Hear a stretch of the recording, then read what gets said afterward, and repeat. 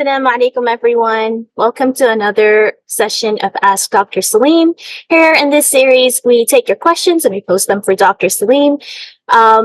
Just a reminder for everyone, you may raise your hand to ask the questions or you can post the questions in the chat. However, only one question will be taken per participant. And if you have a short follow-up, you're very welcome to ask. But if you're going to go into a discussion, I will have to mute you because we have a bunch of questions from last time, and we already have a few questions in the chat today, so we can't have too many questions from the same person. If we have time, then we'll start on with the second round of questions. And with that, let's get started. So our first question asks, I heard from Javed Ahmed Ghamidi that taking interest is haram but not giving. But when you take a loan from bank and you give it back with interest, don't you in some way support or promote taking of interest? Bismillah ar-Rahman ar-Rahim.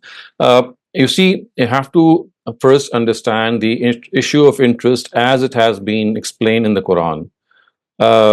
First of all, the thing is that in the whole of the Quran, there are about 4 or 5 instances in which the issue of interest has been discussed.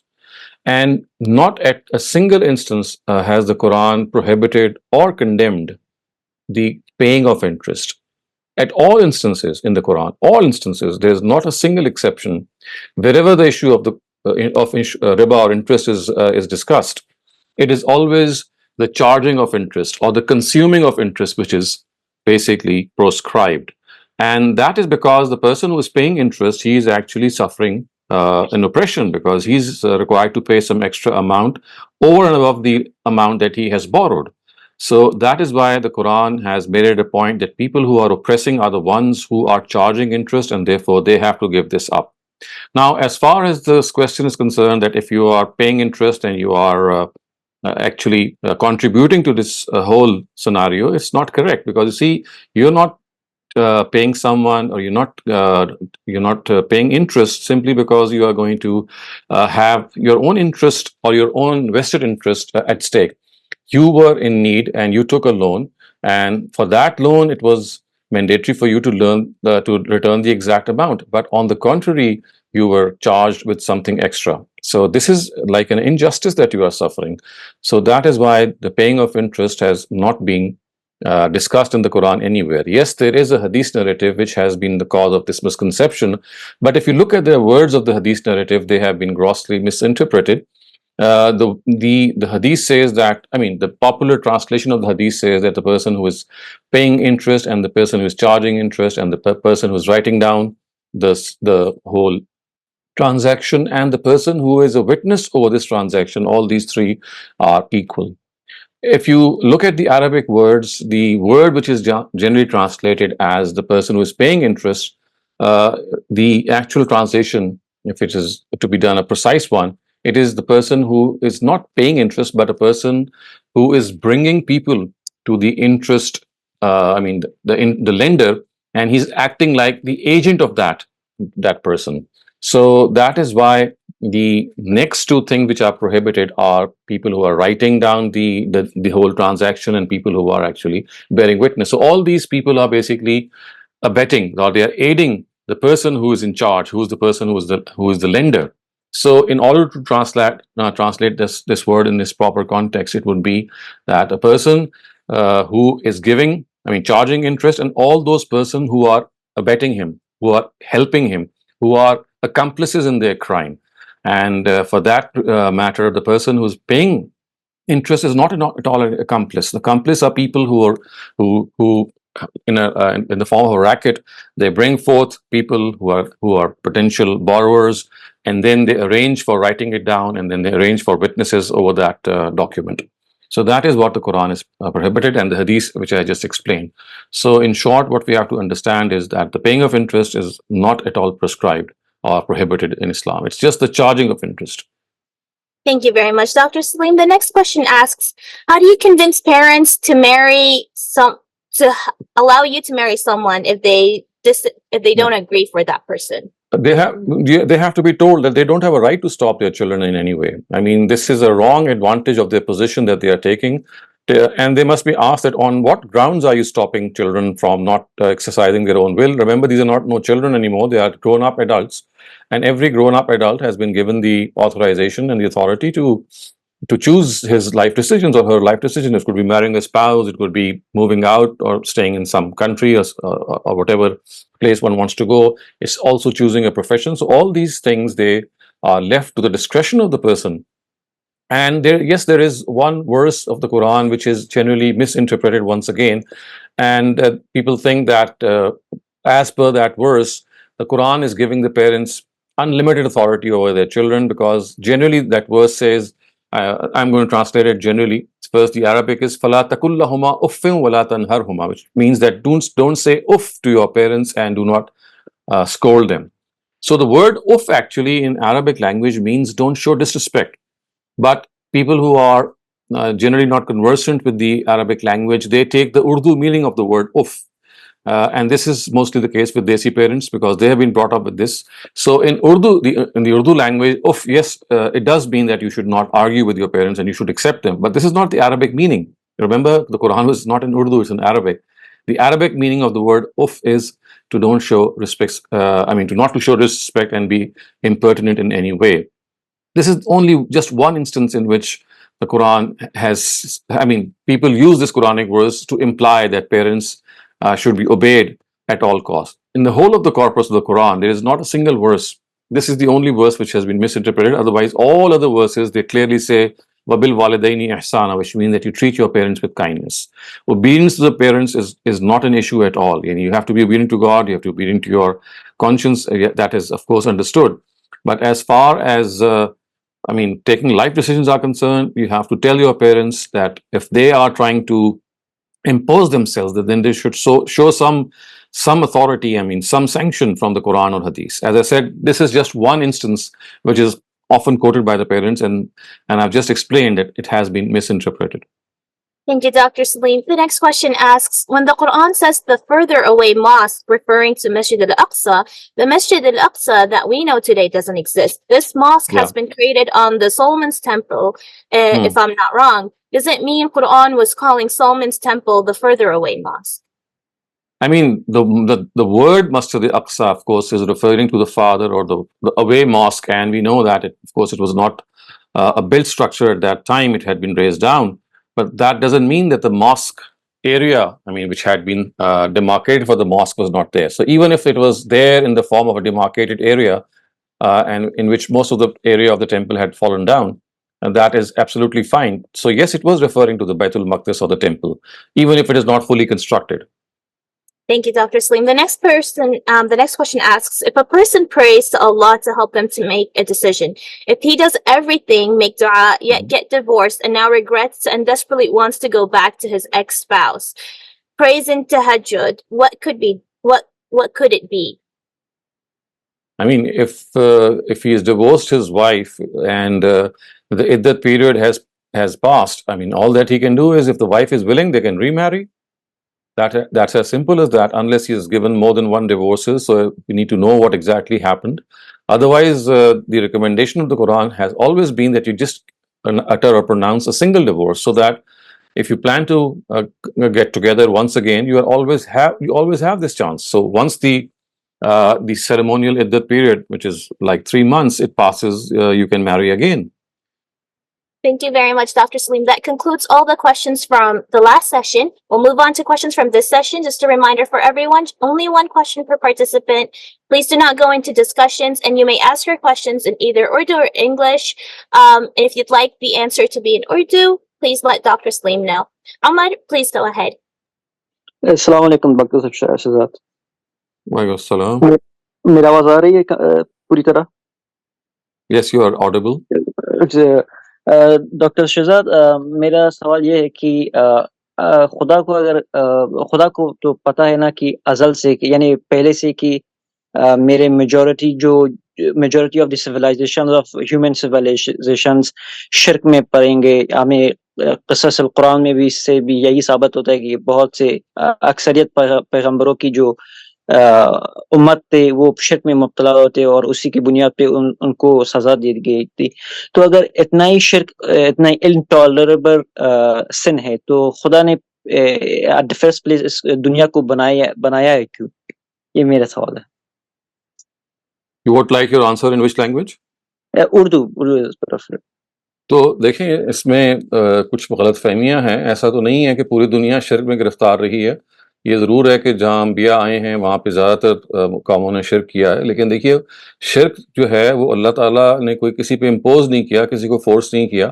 شرک کے اپنے عوامل ہیں, ان کے اپنے محرکات ہیں. ان محرکات میں پڑھ کے لوگوں کا یہ اپنا فیصلہ ہے.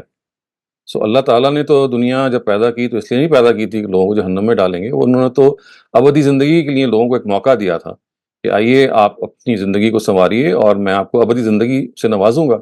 یہ چیلنج تو اللہ میں نے دیا تھا. تو یہ تو جب اس کے بعد انسان نے خود یہ فیصلہ کیا کہ وہ اللہ تعالیٰ کے احکام کو نہیں مانیں گے یا شرک میں مبتلا ہوں گے, تو ان میں بھی دیکھیے دو قسم کے لوگ ہیں. ایک قسم کے وہ لوگ ہیں جو جانتے بوجھتے شرک میں گرفتار ہیں, ان پر ظاہر اللہ تعالیٰ کی سزا بھی نافذ ہوئی. لیکن کچھ ایسے لوگ ہیں جو دنیا میں بہت بڑی تعداد میں ہیں جو بے جانے بوجھے شرک کر رہے ہیں. جیسے بہت سارے لوگ ہیں جو مزاروں پہ جاتے ہیں, یا آپ ہم اپنے بھائیوں کو دیکھ لیجیے جو کرسچنز ہیں, وہ بھی جانتے بوجھتے شرک نہیں کر رہے. وہ تو انہوں نے حضرت عیسیٰ کو بیٹا بنایا ہے, تو وہ تو یہ کہتے ہیں کہ یہ اصل میں خدا کا جسدی ظہور ہے, خدا ایک ہی ہے, اور اس کی تعویل کرتے ہیں. تو اس وجہ سے آپ دیکھیے کہ جو لوگ شرک کر بھی رہے ہیں ان میں سے جو لوگ ہمارے ہمسائے ملک میں ہیں ہندوستان میں, ان کو تو آپ اس کے بارے میں کہہ سکتے ہیں. لیکن ایک بہت بڑی تعداد جو عیسائیوں کی ہے ان کو ہم توحید پرست کہتے ہیں. ہم یہ کہتے ہیں کہ بگڑے ہوئے توحید پرست ہیں. یہی معاملہ مسلمانوں کے اندر پایا جاتا ہے کہ بہت سارے توحید پرست مسلمان ہیں لیکن قبروں پہ جاتے ہیں, وہاں پہ پوچھتے ہیں. تو اس میں بہت ساری وہ چیزیں بھی ہیں جو عقیدے کی خرابی کی وجہ سے پیدا ہو گئی ہیں. لیکن تاہم یہ بات کہ اکثریت نے کیا کرنا تھا, یہ تو اللہ تعالیٰ نے اس کا فیصلہ نہیں کیا تھا. اس کا فیصلہ لوگوں پہ چھوڑا تھا. اگر لوگوں کی اکثریت فرض کیجئے مان لیجئے کہ at the end of the day زیادہ تر وہ لوگ ہیں جنہوں نے اللہ سے انحراف کیا, تو یہ خدا کا بنایا ہوا تو قاعدہ نہیں ہے کہ آپ جانتے بوجھتے یہ کام کریں. خدا نے تو یہ الٹ بتایا کہ جی توحید آپ کی فطرت میں ہے, توحید کی سب سے بڑی آواز آپ کے اندر موجود ہے. تو انہوں نے تو یہ یہاں آپ کو سبق دیا. لیکن اگر آپ ہم اس آواز سے انحراف کریں, اس آواز کو نہ مانیں, تو اس میں اللہ تعالیٰ تو ظاہر ہے کسی طرح سے ان کو دوش نہیں دیا جا سکتا. تو یہ انسان کا اپنا اختیار ہے, اسی وجہ سے. ڈاکٹر صاحب میں تو پارشلی اگری کروں گا, لیکن ایک سے اور بھی سوال ایجاد ہوتے ہیں کہ جیسے کہ اگر مان لیجیے کوئی جانتے بوجھتے بھی شرک کیا, تو اس کا اس کا رزلٹ کیا نکلا؟ کیا اصل حقیقی خدا سے کوئی اور خدا وجود میں آئے گا؟ لیکن ظاہر سے بات ہی نہیں آئے گا, یعنی خدا کو کوئی نقصان نہیں پہنچے گا اگر کوئی جانتے بوجھتے شرک بھی کیا. تو اتنا اسٹرکٹ اور سخت کیوں ہے خدا اس شرک کے اوپر؟ یہ مجھے سمجھ نہیں آیا. اس لیے کہ قرآن مجید نے کہا نا یہ خدا پہ جھوٹ باندھنا ہے. یعنی ایک چیز کے بارے میں آپ کو پتا ہے کہ وہ غلط ہے, اللہ تعالیٰ نے تو میں بتایا بھی کہ یہی کہہ رہا ہوں نا کہ اس جھوٹ سے تو خدا کو کوئی نقصان نہیں پہنچ سکتا نا. خدا کے یعنی صفات پہ, خدا کی یعنی اتھارٹی پہ کچھ نہیں, نقصان نہیں خدا پہ پہنچتا. تو نہیں پہنچ سکتا ہے. تو یہ انسان پہ ہی پہنچتا ہے نا. یہ دیکھیے یہ اصل میں سزا ہے بنیادی طور پہ ڈسلوائلٹی کی. یہ ایسی سزا ہے کہ جیسے اللہ تعالیٰ اور قدیم آسمانی صحائف میں اس کی مثال بھی آئی ہے کہ جیسے ایک خاتون اپنے میاں سے بدکاری کرے یا خیانت کرے, یہ ایسے ہی ہے کہ جیسے یہ یعنی اس کی مثال شرک کی دی گئی ہے کہ وہ لوگ کہ جو اللہ تعالیٰ سے خیانت کرتے ہیں وہ اصل میں خدا کا تو نہیں کچھ بگاڑتے, وہ تو اپنا بگاڑتے ہیں. یہ تو ایسے ہی ہے کہ انسان جب بہت سارے کام کرتا ہے تو وہ بد نظری کرتا ہے, یا مثال کے طور پہ کئی ایسے نقصان ہیں جس میں دوسرے کو کوئی نقصان نہیں پہنچتا, نقصان اسی فرد کو پہنچتا ہے.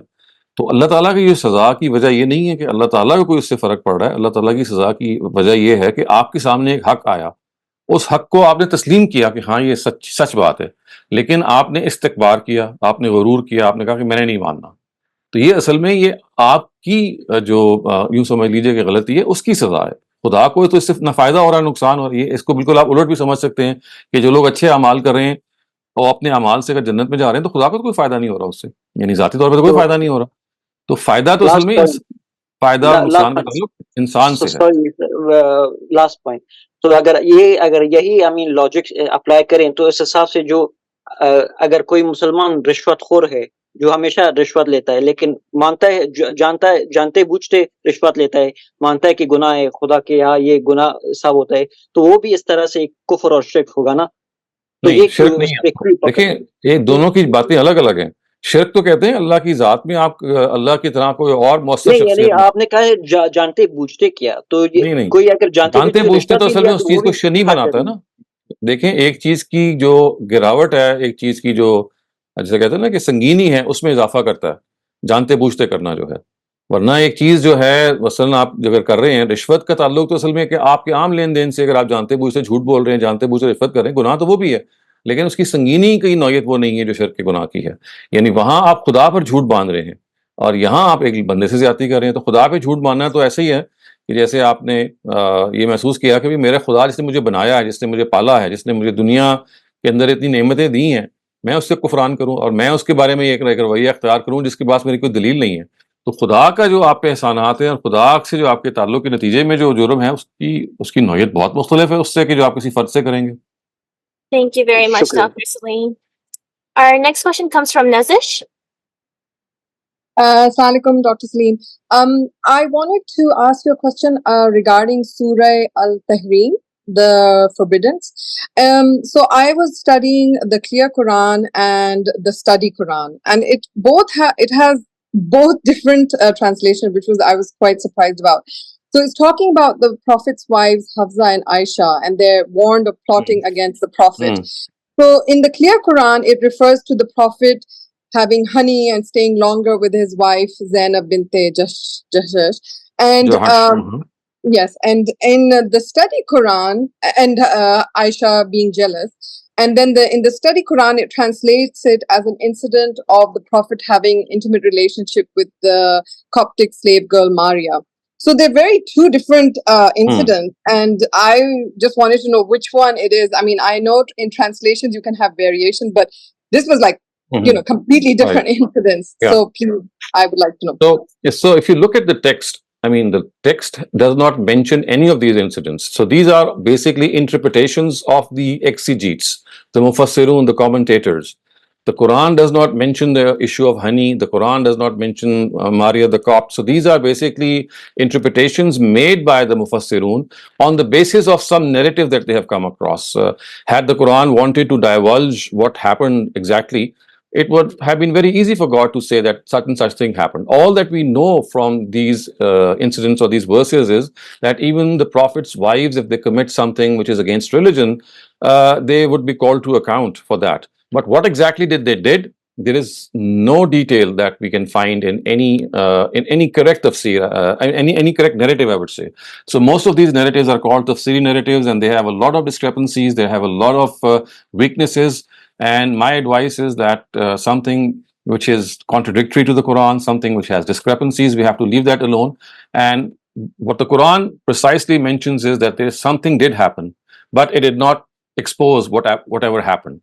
And the purpose, of course, was that, as the Quran says, "Arrafa ba'dahu wa a'raza an ba'd," that the Prophet wanted to bring to the notice of his wives that something had happened, and he actually divulged part of it, and he did not divulge some other parts of it, so that they could just draw an illusion and come and mend their ways. So I think that we have to also stick to this part. I mean, stick strictly that something did happen, but what did happen, we don't know of exactly. But the lesson that can be drawn is that in this matter, even the wives of the Prophet, if they do something which is unbecoming or which is something which is besides religion, then they too are called to account. And the whole exercise is to show that no one is above accountability, even the Prophet's wives. Right. That makes sense. Thank you so much. Thank you. Hassan, you're up next. Please go ahead. Thank you. Assalamu alaikum, Dr. Shehzad. Walaikum assalam.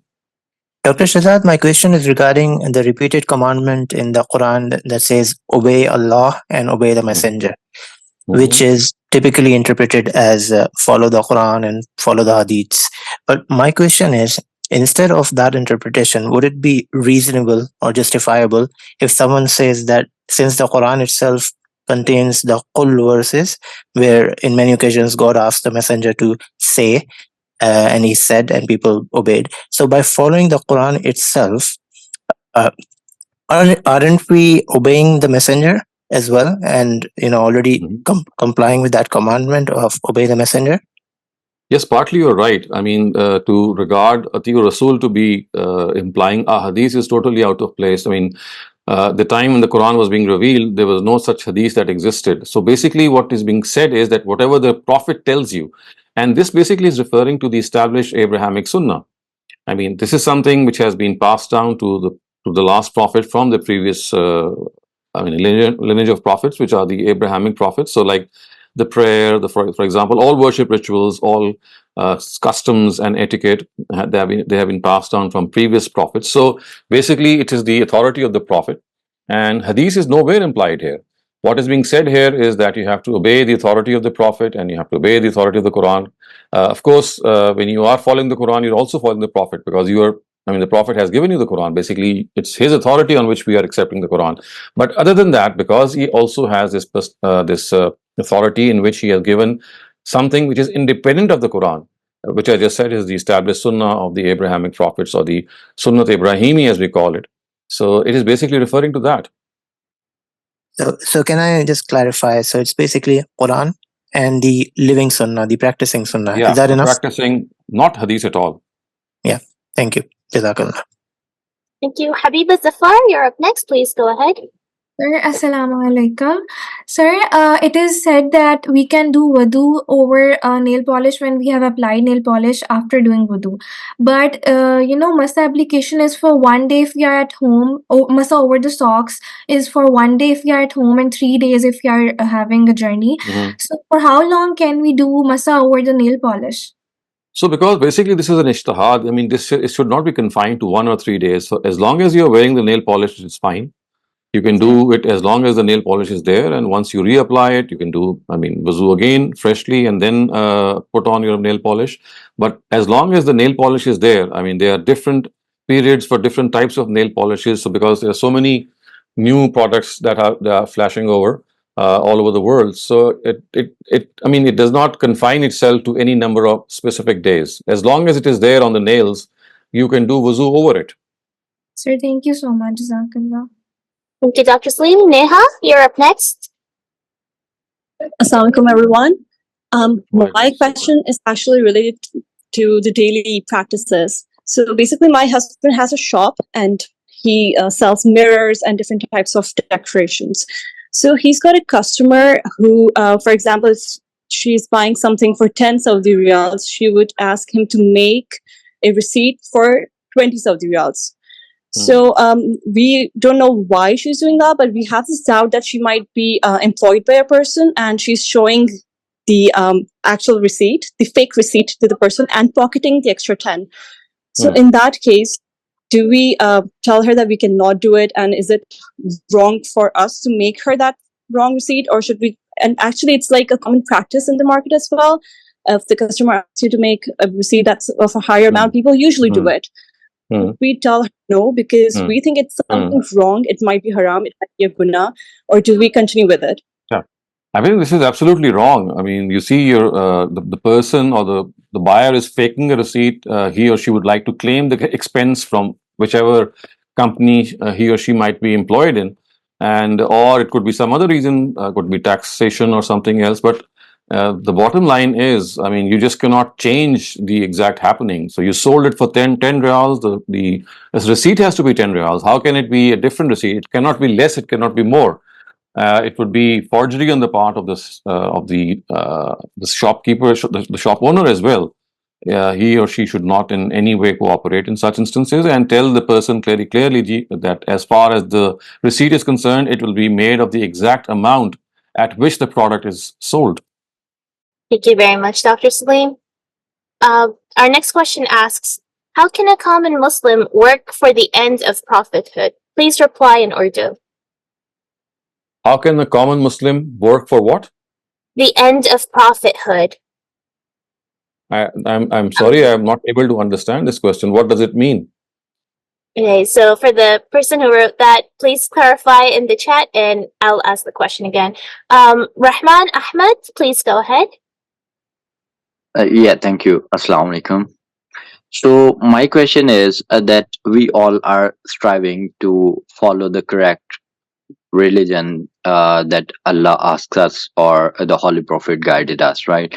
But if we are reading the books and we are trying to follow the correct essence of the religion, but let's say that we reached the wrong conclusion, or we followed the wrong thing. So what would be the case on the day of judgment for us? So that is a case in which in the Quran is given a ruling that if you do something which is in fact wrong, but sincerely and consciously you thought that it was correct, you will not be penalized for that. Because you see, it is not reaching the truth which is our responsibility. It is to try to reach for the truth which is our responsibility. So if you have not tried enough, you will be penalized. But if you tried hard and sincerely tried to get to a point, but ultimately what we understood was something wrong, I mean, in actual fact, so that shall not be penalized at all because it was not done deliberately. Thank you so much. Jazakallah. Thank you. Akram Bhakti, please go ahead. Assalamu alaikum, sir. Walaikum salam. Sir, my question is a translation of this ayah. This 95 ayah of Al-Anbiya. وَحَرَامٌ عَلَى قَرْيَةٍ أَهْلَكْنَاهَا أَنَّهُمْ لَا يَرْجِعُونَ. In a clear, normally it's been translated that all those if a Korea town is destroyed by us due to the wrongdoing, it will never come back again. But in clear Quran says because it's double negative, that commentators discuss and interpret in order to avoid the meaning. It is forbidden unto any town we have destroyed that they shall not return, which would mean that they would necessarily return. Are they talking about hereafter, or what do you think is the correct? No, basically, this is the double negative which is put forth here, and I think I'll advise you to look up the commentaries of Ustaz Amin and Islahi or Ustaz Javed and Ghamidi, and they have clarified that here the word is actually meant for expressing intention, that those people for whom destruction has been made incumbent because of their own ill ways, they will never return. I mean, they will never return to the truth. So it's related to this world, and it is related to the addressees of a messenger of God. Because remember, for a messenger of God, the rule is that if they deny intentionally, then they are punished in this world. So the law of Itmamul Hujjah that I've been describing all along is basically what is being described here. That in the presence of God's messengers, if people intentionally deny, then God has actually made his decision about them, that such people will never come back because now they have done something out of their own intention. Well, I read Ustad Ghamdi's translation and also the Double Quran. I got confused because it came to my head, or maybe Allah is talking about everyone would be resurrected. At so the end this is specifically to the addressees of messengers of God. I mean, all messengers of God, about them it is the Almighty has said that when they intentionally, deliberately adhere to wrong things, when they know that they are wrong, but they still would like to go ahead with that, then God has made it incumbent upon them as a punishment that they will never return. They will never accept the truth, because I mean, this is like a punishment that they are facing, that they were ones who clearly knew what the truth is, but they still did not accept it. So now there's no turning back. But at the end of the Yom Kippur, they will have to face That's yes. I mean, even on the day of judgment, this punishment will continue. I mean, because this verse is not related to the day of judgment, but for messengers of God, as far as their nations are concerned, elsewhere in the Quran we find that not only in this world are they punished, but this punishment is going to go on in the time of Barzakh, and also when they are raised to life in the next world. So this is like a threefold punishment. In this world, at the time that everyone is sleeping in Barzakh, they will be, shown their place of destruction, and when they get up on the day of judgment. So all these three instances would be ones in which they are punished. So basically, it's a delineation of the punishment of intentional denial. Thank you very much, Dr. Saleem. Mushtaba Azam, please go ahead. Dr. Saab, is getting a knowledge is a virtue? If yes, then which knowledge? Worldly knowledge or Islamic knowledge? I mean, where is it written that getting knowledge is virtue? For example, if there is an Islamic scholar, he must have some advantage over others who does not. That is for an Islamic scholar, the Quran has made it evident in Surah Tawbah, verse 123, that tafaqquh fi din, which means a deep insight in religion, a deep understanding of religion, is absolutely essential. You cannot advise people and talk about religion unless you are well versed. So for scholars and for people who take up the responsibility of guiding other people, the Quran has said in Surah Tawbah verse 123, فَلَوْلَا نَفَرَ مِنْ كُلِّ فِرْقَةٍ مِّنْهُمْ طَائِفَةٌ لِيَتَفَقَّهُوا فِي الدِّينِ. So why is it that not some people came ahead and presented themselves and said that, and did not gain sound knowledge in religion and then went back to their people and warned them. So this particular aspect is absolutely clearly covered in the Quran. So that, Then of what course, about refers to knowledge of verse the number Quran and Sunnah. verse number As far 32 as, Surah Zukhruf, where the yeah, God go ahead. says, "We have raised some of you amongst the others." So everybody cannot become a scholar. Some has to take Of a course, political seat. Some has to take some other yes. seat. So So that is why the surah, in Surah Tawbah, the words are فَلَوْلَا نَفَرَ مِنْ كُلِّ. So why didn't a group of people? So it's not talking about all people, a part of you. So people who, so it's that not that group will every go single ahead of person. us. So that group will Hmm? go ahead of us. But I want to go ahead. So for Not that, I have to necessarily. You sacrifice see, my other not professions. necessarily. Knowledge is not going to take you ahead. It's your deeds which are going to take you ahead. Knowledge can be with a person, and a person can be very, he would have an average knowledge. But the thing is, his conscience and the will to do the righteous, to do righteous deeds is found equally in every person. So that is the test through which everyone is put. It's not correct to say that people who have more knowledge will be perhaps placed higher than the other people. Well, if they have more knowledge, their accountability will be tougher, and they'll be held accountable according to their own knowledge.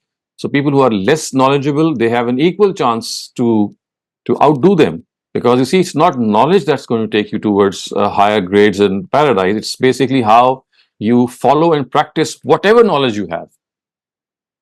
So why should I get the knowledge if I will get caught because of this knowledge? So it's mean I should have So some advantage to get the it knowledge. is so you see, it's just telling us that there should be some people who'd be specialists in religion. That is all. It's like appealing that you start gaining knowledge in various disciplines. You become chemists and doctors and have specializations in so many other fields. So there should be some people who should be doctors of religion also.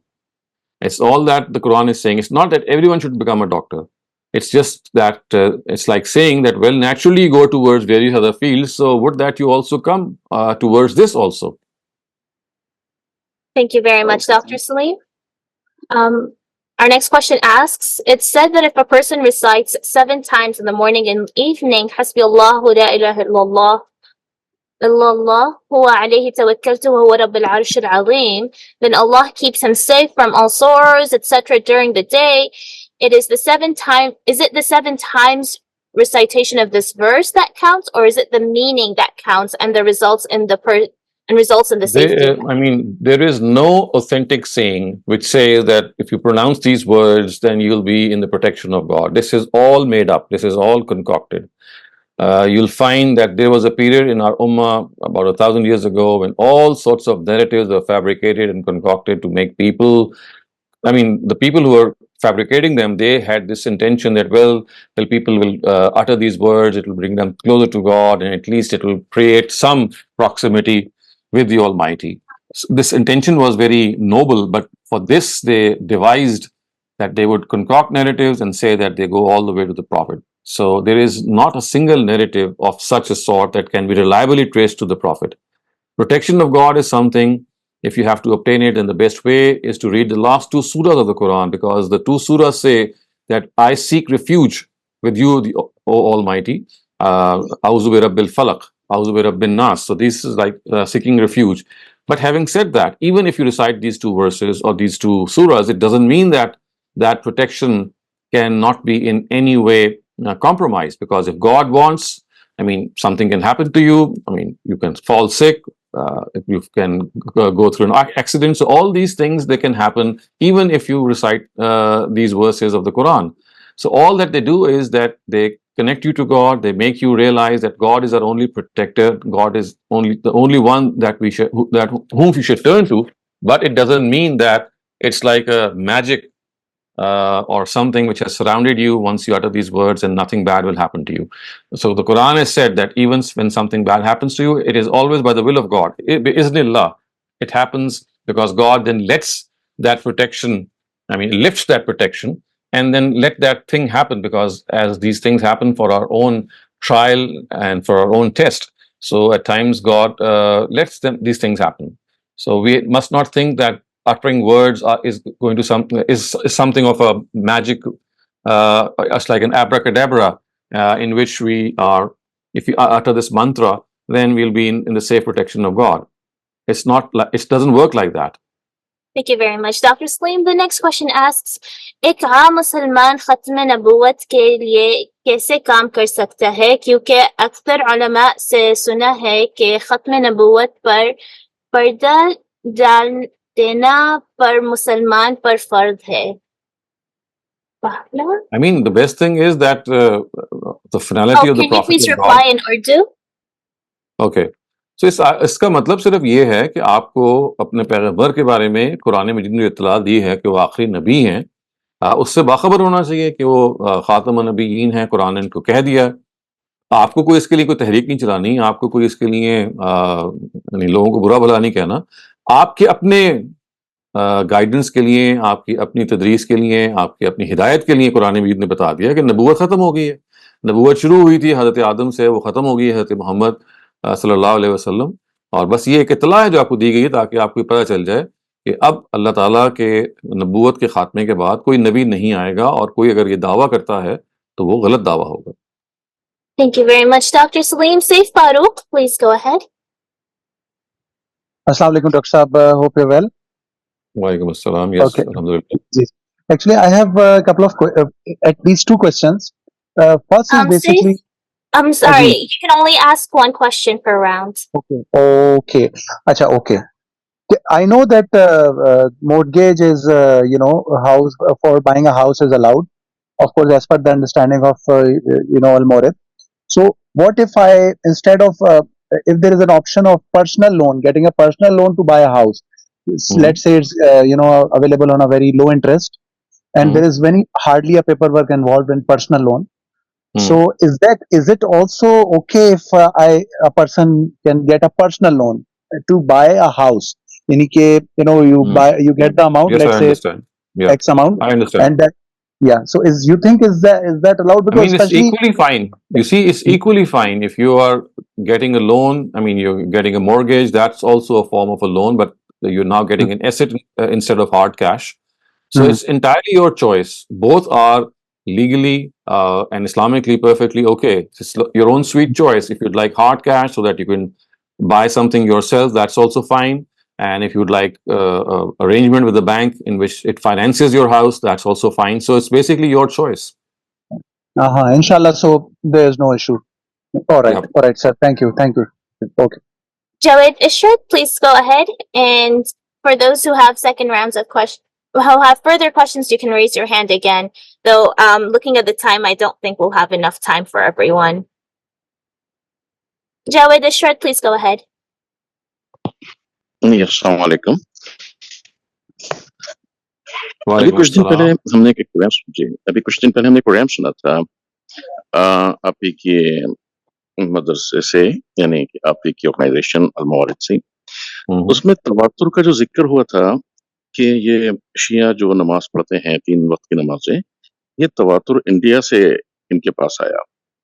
क्या ये तवातुर actually हम इसको सही तौर पे हमारे पास कोई sources नहीं थे इसको हम देख सकें इस वक्त हम, तो जरा प्लीज हमें गाइड कर देंगे. ये तवातुर जो 3 नमाजों का तवातुर है, ये कब से स्टार्ट हुआ? ऑफ कोर्स पहले दिन से तो स्टार्ट नहीं हो सकता. ये पहले दिन से तो 5 नमाज़ें थी. तो ये 3 नमाजों का तवातुर, या 3 वक्त की नमाज, 3 वक्त पढ़ने का, पढ़ते तो 5 ही हैं, लेकिन 3 वक्त पढ़ने का ये तवातुर कब से ये स्टार्ट हुआ? देखें, ये बात के तारीखी तौर पे कब शुरू हुआ, ये तो एक तारीखी तहकीक है. आप सबसे अच्छा तरीका तो ये कि शिया उलमा से खुद पूछें, वो आपको तारीख बता देंगे. यानी ये तो सिर्फ एक तारीखी तहकीक है ना कि किस ज़माने में शुरू हुआ. तो इसके सबसे अच्छा सोर्स वो खुद हैं. हम तो सिर्फ ये कह सकते हैं कि ये प्रैक्टिस ठीक नहीं है.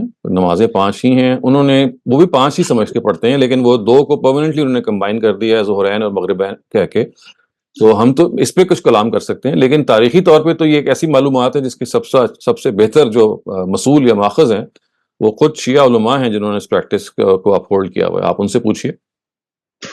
चलिए, बहुत thank you very much sir. Thank you. Thank you very much, Dr. Saleem. Our next question comes from Noshad Shafkat. Please go ahead. Assalamu alaikum, Dr. Saab. Walaikum assalam. Dr. Saab, my question is, that all of us, at some time or the other in our lives, we pray for our parents, whether they are alive or whether they are dead. And this is something that consoles one in the heart. And on the other hand, we have Hazrat Ibrahim, and in Surah Baqarah, ayat 1 to 4, God has given him such a high position that he fulfilled all the promises. And yet he has been stopped from praying for his father, except for that one time when he had promised his father to pray for him. That's in Surah Tawbah, I believe. Why would God impose a restriction? God could have allowed him to pray and not accepted his prayer. But stopping a son from praying for his father is a little harsh, I think. Any son would love to do. Right. Thank Actually, see, if it was me and you, of course, this would be perfectly okay because we don't know who our fathers or mothers are and what their exact fate would be. And so, therefore, in the presence of any uncertain information, we would always be praying. But you see, in this case, the Almighty conveyed to Abraham that his father is going to be someone because he was a avowed idolater, and he was, of course, the chief priest of the temple. So he's not going to be able to save himself. So it's like God divulging an information to someone, so to a prophet of God. And when God says something that, well, this is certain that he's not going to be saved on the day of judgment, and there's no point in asking for forgiveness, it actually gives us this law that people who have become eligible for hell, and the person who's telling you that this eligibility is correct is no other than God himself. Then even for parents we cannot pray. So this is like an ultimate criteria which God has said that yes, in normal circumstances, in the absence of any knowledge, I would certainly pray for my father and mother. But when these circumstances are different, and when God is interfering and telling you that, well, your father or your mother is someone who has been destined to go to hell, then even for them you cannot pray. So it's like the reverse, basically. I mean, in the absence of knowledge, we will do what you have just said. But when God says that, well, it has been destined for him because of his ill ways, then your prayer cannot even save your parents, because I mean, they have earned what they have earned because of their own deeds. Sir, what I'm saying is that even if his prayer had been in futility, that God would not accept, and he was destined for hell, his father, why would a prophet be stopped from praying? Because that is something, that is a relationship that exists, come what may, come what circumstances. My father might have been an idolater. He could have been, literally making statues of idols. Yeah, but you see, in that case, we don't know his fate. I mean, it does seem harsh because you see, it's a reality. It's a harsh reality. You see, for us, we have no knowledge of the fate of our parents. So, in the absence of knowledge, we would always do so, even if we see them doing something which is very close to polytheism. Even then, we will ask for their forgiveness. But look what Abraham actually did. He did try to argue with God, and he did pray for once, but he was later on stopped because God said, well, his laws are unrelenting even for parents. So I think it's and the same thing is applied in the case of Prophet Muhammad as well. You see, the Quran has stopped him for praying for mushrikun, and has said that you cannot pray for these people who are annaka ashabul jahim, annahum ashabul jahim, that they are companions of hell now because they are destined for hell. Very similar is the case in Surah Tawbah for his people that he didn't know of, but they have been destined for hell. So I think it's the question that we have to reverse, basically. It's like reverse engineering, that God actually is telling us that in the absence of knowledge, it is fine. But once I tell you that the fate that is destined for them is, I mean, there's not a speck of doubt, then there is no need for you to pray for someone about whom Almighty says that I have decided that there's no relenting for such a person. I'm sorry for dragging my feet on this, but why didn't God just let him pray and not tell him even? That would have been precisely much better. So you see, precisely for this reason, that God's law is unrelenting. Even very strong emotion. I mean, the strongest emotion that I can have is for my parents. Isn't that? I mean, that's why you're arguing in favor of Abraham. So God is trying to tell us that even in such a case, when your parents, I mean, you could not have more affiliation than to anyone than your parents. But when I tell you, God says that they are people who deserve hell, then it would be like crossing God or overtaking His commandments if you do so. So you see, our interest and our love is for the truth. Our affiliation is for the truth. That is precisely what God wants to inculcate in us. That when the truth is lying opposite to your affiliations, then you have to go for the truth. So yes, I will be very attached to my parents, but if God tells me that your parent deserves hell, then my attachment has to be for the truth, not for my emotions. Right, sir. Thank you very much, doctor. Thank you. Thank you very much, Dr. Saleem. The next question asks, should we allow our kids to marry a non-Muslim if they decided to do so by themselves without the parents' consent and do not want to discuss on this matter? What should be our responsibility as Muslim parents to handle this situation? We should, I mean, it's not question of allowing them because we have no reason to stop them. The question of allowing them can only be valid if you say that we have a authority to stop them. We don't have authority to stop them in any way. They are adults. And if they decide to take a particular path in life, it is their choice. You are not responsible for them. And that is why the Almighty has created every single person, has given them the freedom to choose with his life or her life. So if they choose a path which you don't like, I mean, they are responsible for that. So you must not interfere. You must not cause any hindrance. In fact, you should be part of such a wedding. You should give your blessings. So remember, it's not that you are going to be held accountable for the decisions of your children who are grown up and adult. You were required to groom them, and if you did your job, that is fine. If you did not do your job, then that is something to think about. But if you did your job and still your children turned out to be different from what you expected them to be, it's again not your concern. So your concern should have been when they were growing up. Did you give them enough time? Did you groom them? Did you give them proper knowledge? So that is a matter of more grave concern, I would say. But once they have become adults, now they are free to choose whatever they would like to do. You must not cause any hindrance in their decisions. Thank you very much, Dr. Saleem. The next question asks, to prevail in trial and errors phenomenon in the youngsters, should we as parents refrain from saying anything to our kids when they're not taking care of their health by eating unhealthy junk food or shouting nonsense while playing violent online games, despite advising them many times on the importance of being healthy and adopting physical activity, listening to their parents, and etc.? They prefer to sit in their own room in front of PC all day and avoid sitting with us or meeting with guests. Well, I think this is more a question of fault lying with the parents and not with the children. I mean, this happens when you don't give enough attention when the children are growing up and not doing your part of the deal, I would say.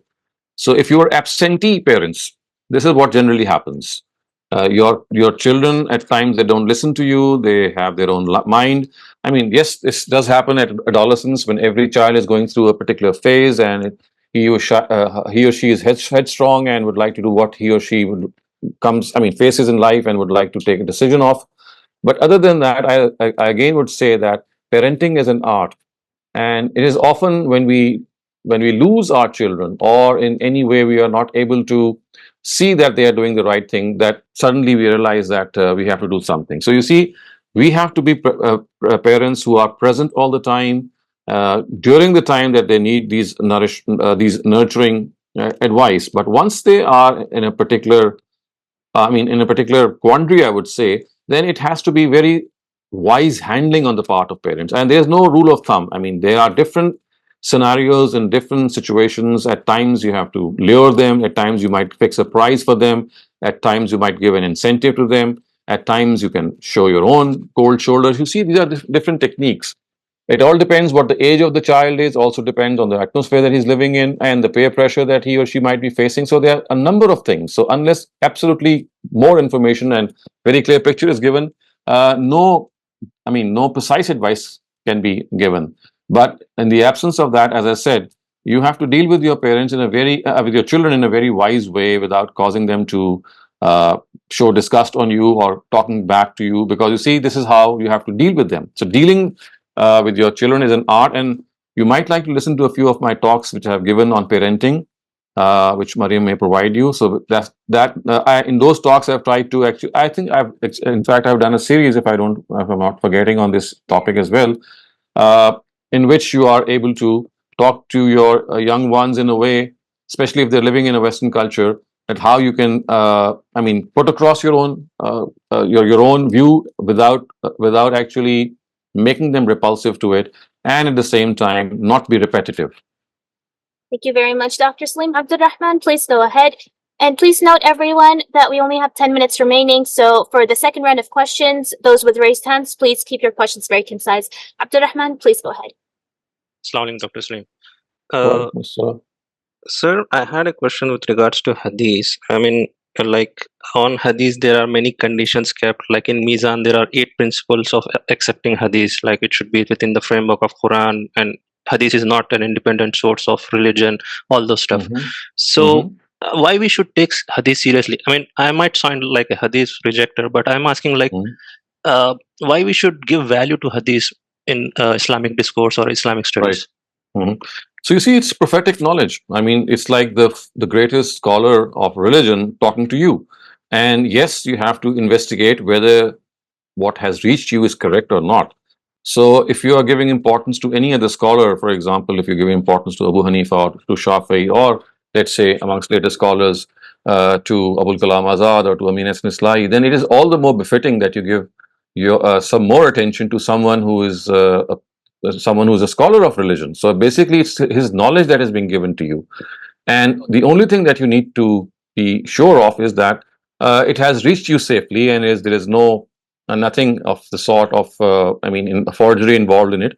Otherwise, it's like the Prophet saying something, commenting on a situation. And my own experience with hadith of the last 30 years is that, barring those narratives which need to be rejected, there is a very vast corpus of narratives which give a lot of insight in the wisdom of religion, how to improve ourselves personally as Muslims, how we can be more punctual and more God conscious, more aware of our religion. So it's basically benefiting from the knowledge of the Prophet.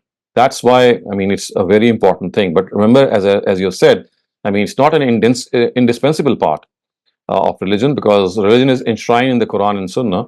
And as far as hadith is concerned, it's like a bonus. It's like the prophetic knowledge reaching us, and it's just a question of verifying whether that is correctly ascribed to him or not. And if it is, as I said, my own experience is that it gives you a lot of insight.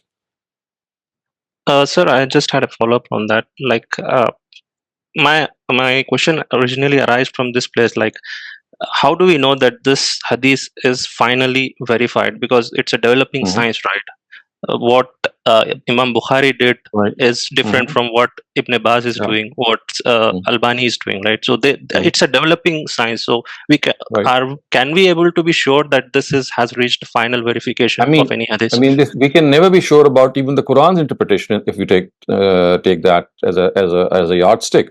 The interpretation of the Quran is again a developing thing. You'll find some of the very latest scholars giving you very, more precise and seemingly more correct views than the previous one. And maybe the ones who are going to come tomorrow and in the next century are going to be even more precise. So you see, knowledge is always developing.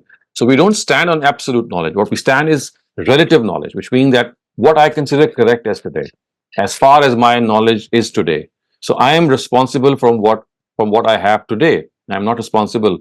Yes, when I have a developed knowledge, maybe I'm alive or not alive, that's another thing. But if I'm alive and some revision takes place, I'll look at that and I'll revise my previous understanding. So that is what precisely God wants us to do in every sphere of life, not just the hadith.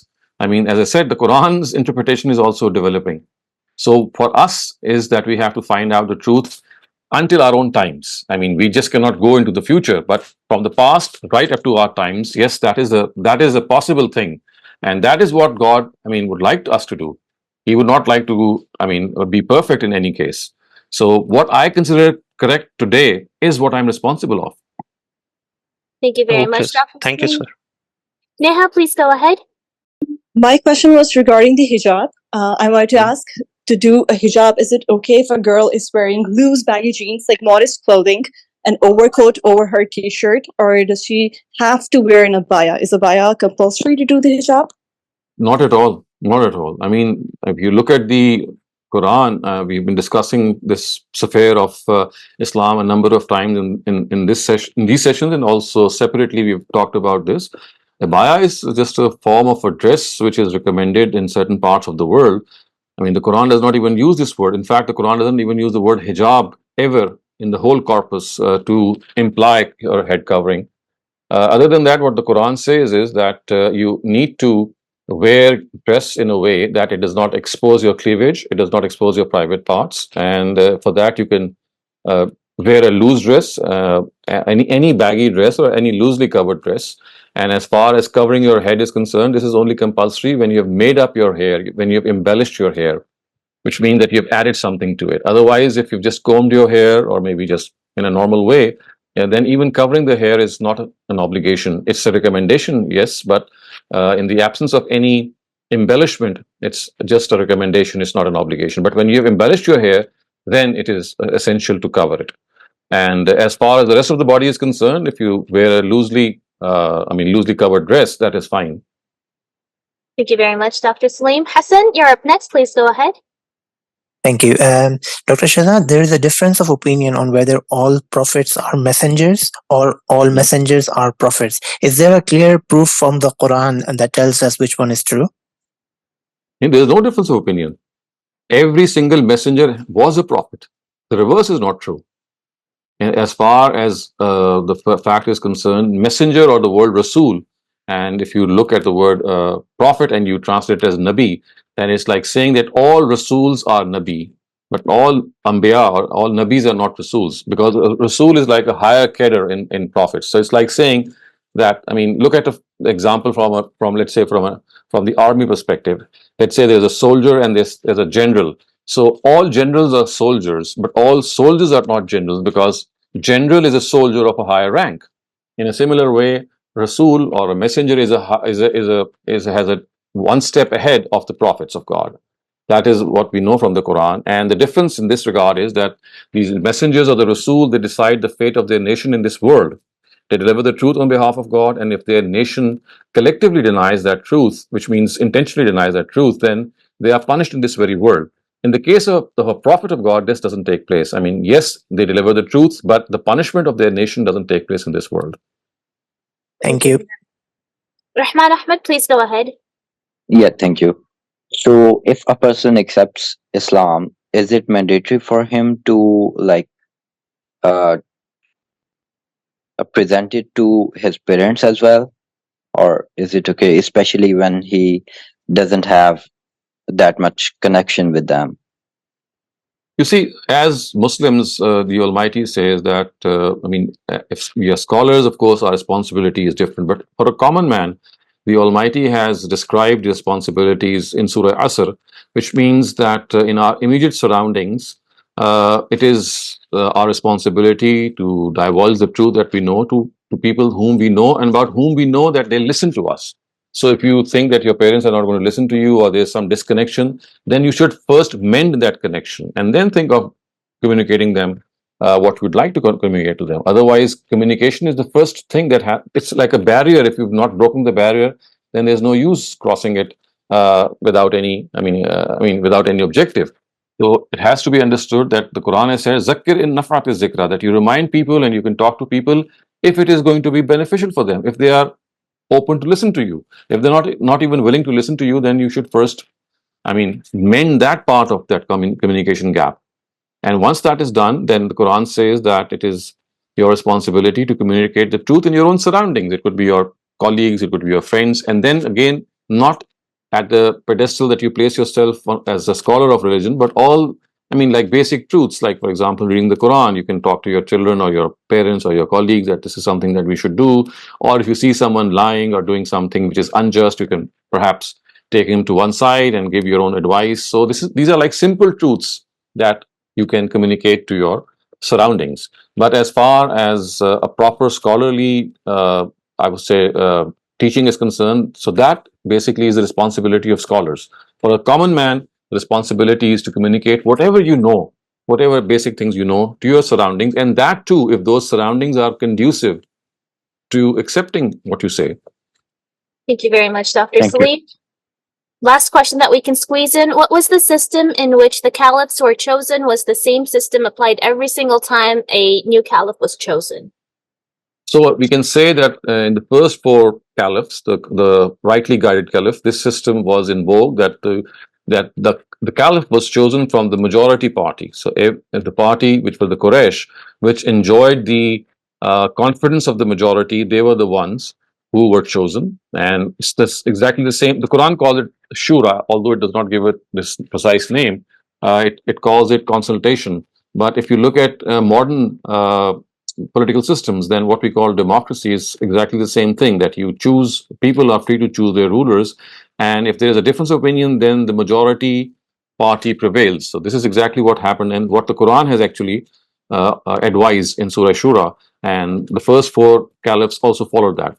But after the demise of Ali, when he was actually assassinated, then we see that there's a whole huge change that took place, and this process of electing from the majority, it actually transformed, it changed into a monarchy and more of a dictatorship. And monarchy, we can say, because after Ali, when Muawiyah became the ruler, so right after him, when he nominated his son Yazid, and then there was a whole chain that followed right up to 1924, in which this system was changed from a democracy to a monarchy, and that's how things went.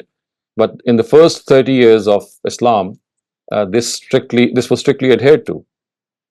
Thank you very much, Dr. Saleem, so much for answering all the questions and clarifying our confusions. And thanks a lot to all the participants who showed up and brought all these wonderful questions with you. Nazash, Habiba, Muhammad Usman, and Saif Farouk, your questions have been saved from the chat, so inshallah they'll be asked at the beginning of the next Ask Doctor series. But Ask Dr. Saleem series. However, if you'd like to pose your questions earlier, you may join the Islam Study Circle or the Textual Study of the Quran series. And in those, in Islam Study Circle, you can pose any questions off topic, and Quran Studies, Textual Study of the Quran, you can ask your questions in the last 10 minutes if they're non-topic related. So with that, we'll be ending today's session. Inshallah, see you tomorrow in another session of Textual Studies of the Quran. Until then, Assalamu alaikum wa rahmatullahi wa barakatuh.